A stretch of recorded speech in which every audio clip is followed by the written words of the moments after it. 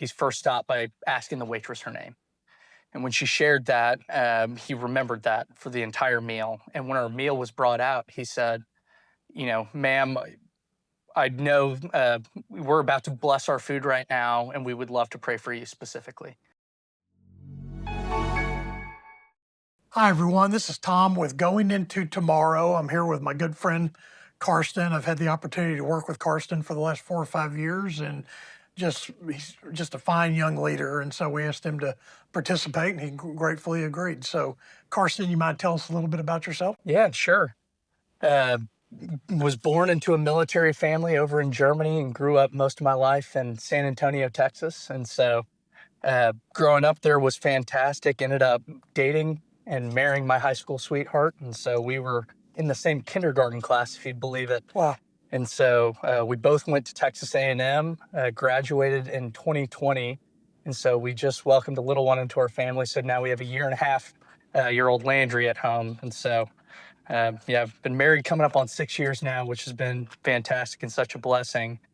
But coming out of school, graduated in 2020. And so COVID was a tough time in the job market. Was very involved at A&M. And, if you would have asked me, what would you be doing when you graduated? I was like, well, the one thing would be for sure is that I'd be employed. And so that was a huge humility check for me, just coming out of school and trying to figure out what am I going to do with my life. And, God works in mysterious ways. And so I stumbled into a company doing affordable housing consulting. I studied industrial distribution in the school, so nothing in the realm of commercial real estate, but God works in mysterious ways, guiding our paths. And so I was the first employee at a company out of San Antonio called Streamline Advisory Partners, where I was the first employee there. And so we were a consulting shop and realized that, in a lot of ways in the affordable housing space, it was just as hard for us to consult for our clients at the time as it was to just develop it ourselves. So we actually grew that firm into a 3-time top 50 affordable housing developer in the nation as just a 4-person company. So it was a really unique path, but came over here to JPI, and it's been fantastic. Good. Sounds like a path that God was directing. That's exactly right. So, Karsten, our question is, do you have a particular Bible verse or passage or character that really speaks to you now or at a certain period of your life? And can you tell us what that verse is and why Sure. that is? Yeah, a life verse of mine, actually, I was reading through Matthew when I was in college, and this verse really struck me. And it's Matthew 5:13-16, which says, "You are the salt of the earth, but if the salt has lost its taste, how shall its saltiness be restored? It is no longer good for anything except to be thrown out and trampled under people's feet. You are the light of the world. A city set on a hill cannot be hidden. Nor do people light a lamp and put it under a basket, but on a stand, and it gives light to all the house. In the same way, let your light shine before others so that they may see your good works and give glory to your Father who is in heaven." And I think in a lot of ways, affordable housing is kind of this unique space. But why I have loved it so much is because you can truly be the hands and feet of Christ. You can provide quality housing for families that truly makes an impact, who are, housing is oftentimes the number one cost of these households. And so in a lot of ways, by being able to do affordable housing and being able to be distinct, you can truly, make your profession also a ministry, and you can be a light to others. And so I think in a lot of ways, being salt and light, as believers, we're called to be distinct. We're called to be set apart from the world.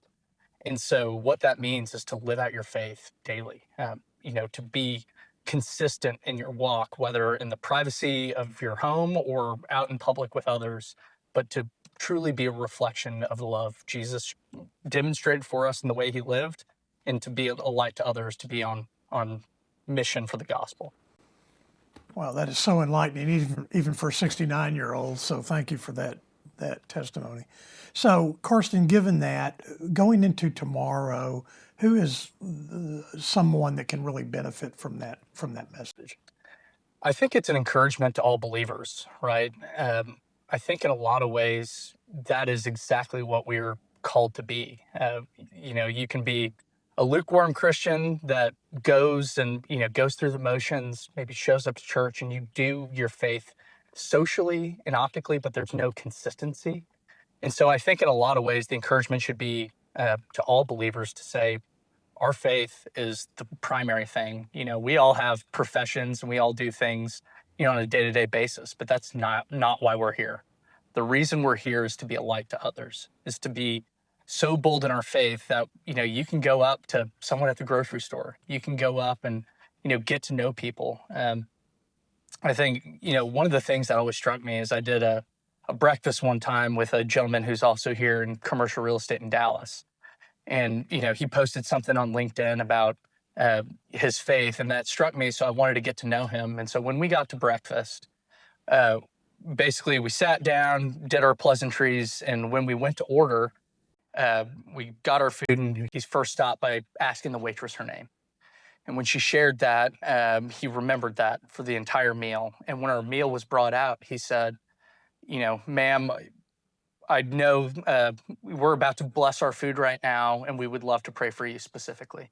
And so he asked her what was going on in her life, and she was talking about her son and how he was going through some stuff. And so we stopped right there, and he prayed for her specifically. And I thought that was just such a remarkable example of what it means to be on mission and to be a light to others. And so I think it's an encouragement to me and maybe a challenge to all believers of like, what little things can you do in your day-to-day life that don't really take a ton of extra effort, but enable you to be on the mission for the gospel and to point others towards the hope we have and what we believe and why we believe it. Wow. You were a yell leader at A&M, weren't you? I was. Yeah, I thought so. And just anytime your name is mentioned, leader is going to go along with that in the past and in the future. Well, Thank really you for joining us. Absolutely. Thanks for having me. Okay, thank you. Thank you.